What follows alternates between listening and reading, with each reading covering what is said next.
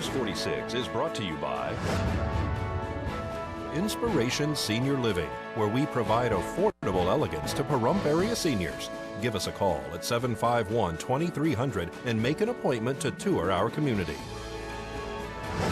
News is also brought to you by Smitty's Cards and Coins. Would you like to know what your collectibles are worth? Come by 2281 Postal Road, Unit 4, across from the post office. News is also brought to you by J.K. Nelson Law. Call 727-9900 today for your free consultation. If you need a lawyer, you need Nelson.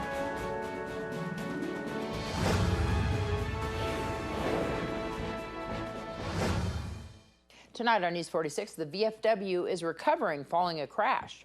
We catch up with a local MMA fighter, and RSVP is looking for volunteers. News 46 starts now.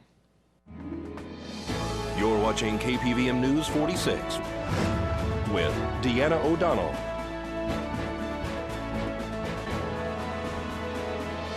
News 46, local coverage you can count on.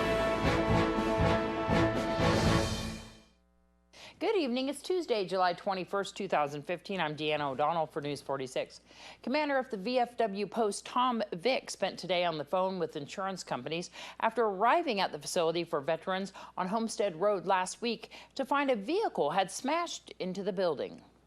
No driver was located at the scene. Police had learned that the female had been transported to the hospital by way of another vehicle, meaning that someone else had taken her to the hospital in their car. The part of the building that had been smashed in is part of a huge expansion the VFW post had started months ago. They are putting in a new bar and storage area. The driver's insurance company is settling the claim to repair the building, which will be several thousands of dollars.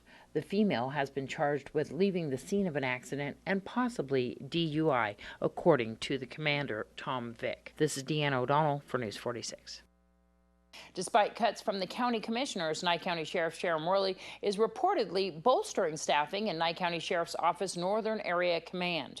Sheriff Worley has sent out a press release stating she has promoted a third sergeant to provide additional supervision in Tonopah and surrounding rural areas. Sheriff Worley has transferred a Pahrump detective to Smoky Valley, and he will service primarily the Northern Area Command. She also reports that she will move an additional deputy to Smoky Valley Street Patrol, an additional deputy to Gab Street Patrol, and an additional deputy to Tonopah Street Patrol upon completion of training.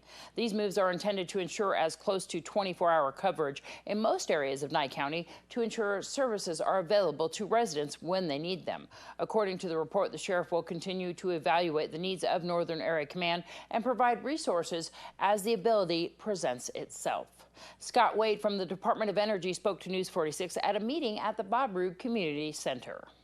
EPWG, the Emergency Preparedness, every year the department, through a 50-cent per cubic foot charge, provides funding to rural counties, including Nye County, to help augment their emergency preparedness. Not because we foresee that there's going to be an issue, but it's just a responsibility that we perceive now. Since 2000, I believe we've dispersed well over $10 million to rural counties, and they've used it for things such as communication systems.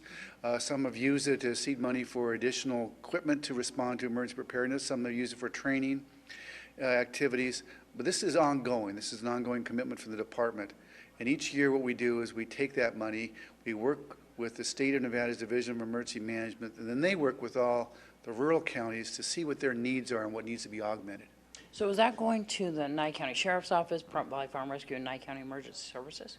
I think it varies. I think all of those.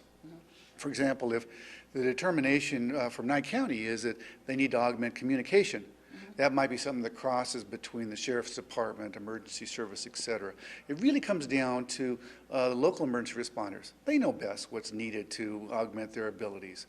We want to do, though, is make sure that the funding is provided as appropriate so that they can address those response capabilities. When we return, we have an update on proposed Highway 160 road construction.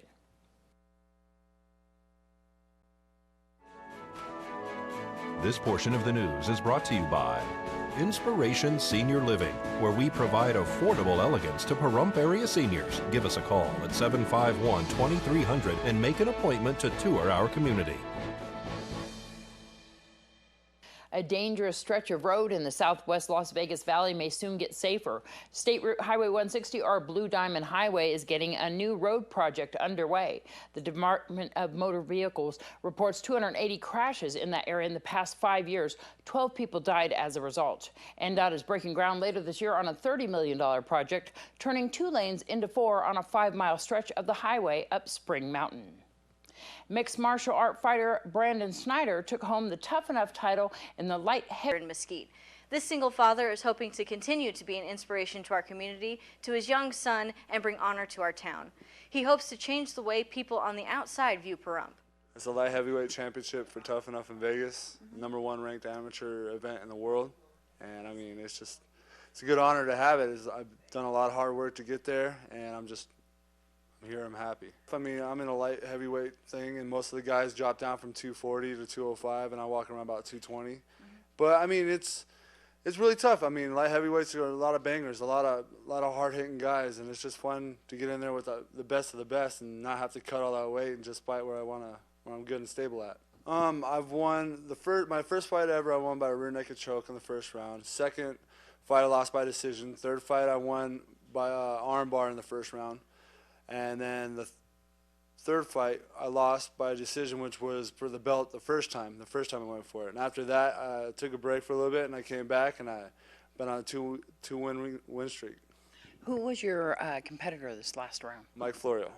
How was that? He's a beast. He just came back from a broken foot, and he's a good competitor, and he's held like 3 belts. And then my first fight, we fought on the same card, and I always said I wanted to fight him for the belt, and I got to do it, and I beat him. I have a fight planned up for September 25th in Vegas at the Cannery, and after that, I've been hearing a lot of talk about me going over to Serbia to do a kickboxing. I want to say thank you so much for the support, and I'm looking forward to the future sponsors I'm going to have coming, and I'm just looking for any kind of sponsorship so I can get Pahrump on the map. On another good note, rather than all the bad stuff we've been hearing about Pahrump around the world, I'd rather have us on a good note because the town's not bad. It's just people make bad decisions, and we get, what's it called, labeled for it. If you'd like to find out more about Brandon Schneider or become one of his sponsors, you can find him on his Facebook page. I'm Courtney Solomon with News 46. Thanks so much, Courtney. A Las Vegas family is dealing with the tragic loss of a 3-year-old child.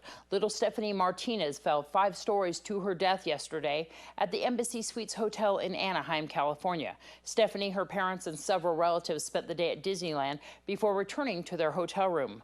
Family members say at one point Stephanie snuck out of the room to try to meet other relatives who were down on the first floor. The family thinks she peeked through the bars of the railing to see if she could spot her family in the courtyard. Her mother went to look for her after taking a shower, saw her on the ledge, screamed, which startled Stephanie. The girl then fell to her death. This is a sad tragedy for the entire family. The family has now set up a GoFundMe account under the name Stephanie Martinez to bring their child home and for a proper memorial service. Sad news. When we return, we're going to talk about the Fall Festival.